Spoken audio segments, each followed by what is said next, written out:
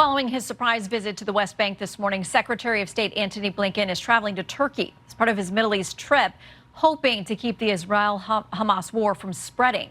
Blinken has also made stops in Israel and Jordan. Joining me now, someone who has also just been in the region, Rhode Island Democrat Jack Reedy is the chairman of the Senate Armed Services Committee. Chairman, welcome back to Fox News Sunday.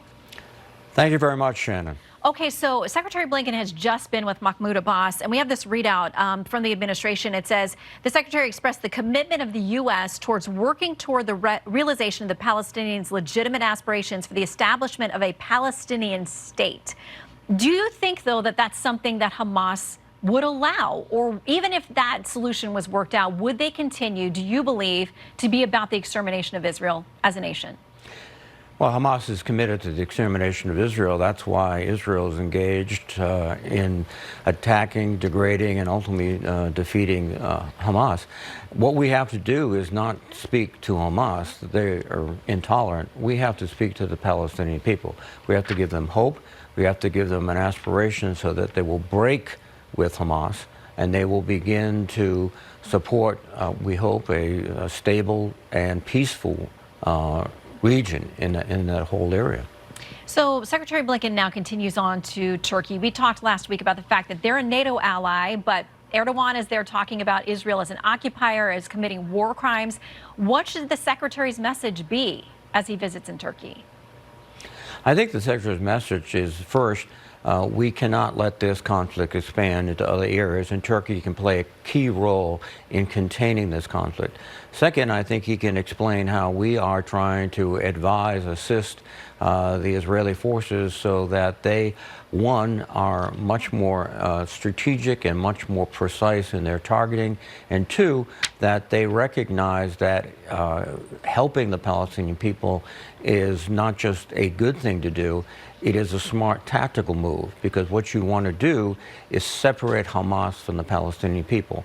And you do that by making it appear, in fact, making it a reality, that they can find some support, medical support, humanitarian support within the Israel lines, and they can't find that within Hamas's controlled territory. So there's also Hezbollah out there. Their leader speaking out Friday saying that the U.S. is responsible in part for what's going on in Gaza, that we must be the ones to stop it, that they would overwhelm U.S. forces. They're not afraid of our warships, those kinds of things. How worried are you about a couple of things? Hezbollah opening up a separate front to the north, and about U.S. troops at any point being dragged into this conflict?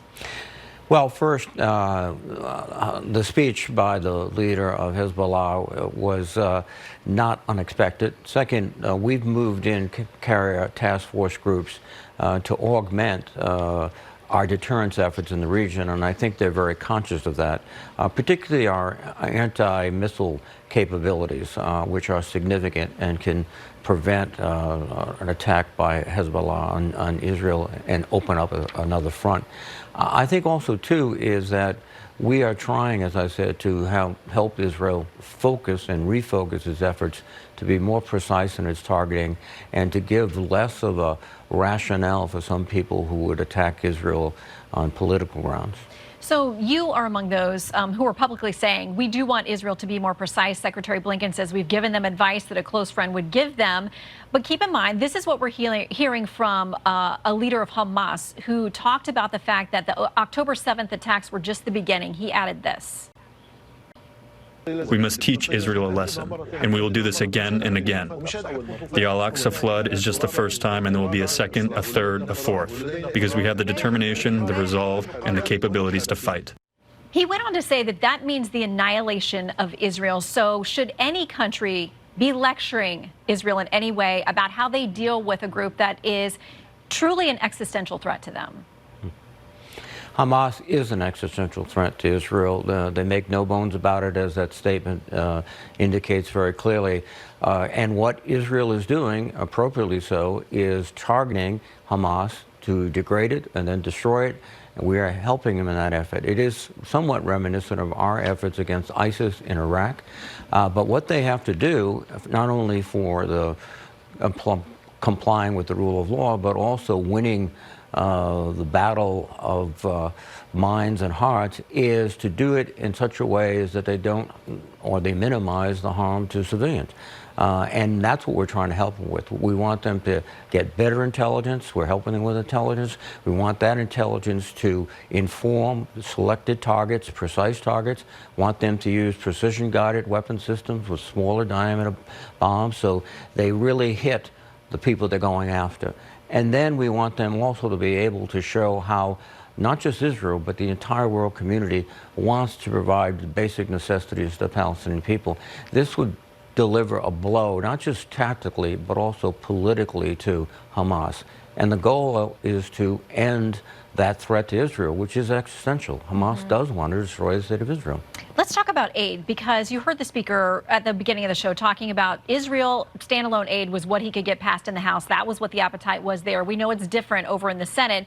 And there's talk of, again, linking it together with Ukrainian aid. Thought it was interesting that Gallup poll shows now that Americans are growing skeptical of providing unlimited continued aid to Ukraine. The number of Americans who say the U.S. is doing too much in that particular conflict has jumped 12 points since just June. Do you worry that tagging those things together may slow down as Ukraine is less popular, the aid actually getting to Israel in a more timely fashion? No, I don't. I think on the Senate side, there's strong bipartisan support for aid not only to Israel, but to Ukraine, and immediately. Ukraine is running down its resources. They're in the midst of a very serious conflict with the Russians. The Russians may have staged a major counterattack weeks ago. There are intense casualties on both sides, particularly the Russian side. So we can't just step back and let time go by, and we have to support the Ukrainians, and it's in our interest. And frankly, and when I was talking to Secretary Austin at the hearing on the appropriations, he indicated, which I believe, is, listen, if we don't provide these resources to Ukraine right now, it raises the probability that in the months or years ahead, we'll have to send American forces. It's better, in my view, to support the Ukrainian people now and their forces than to see a situation where we are pulled into a conflict with our young men and women.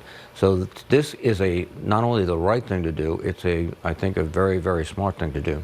Well, we will watch as that fight plays out on Capitol Hill. Senator, we thank you for your time in uniform, defending and serving this country, and for being with us today, sir. Thank you.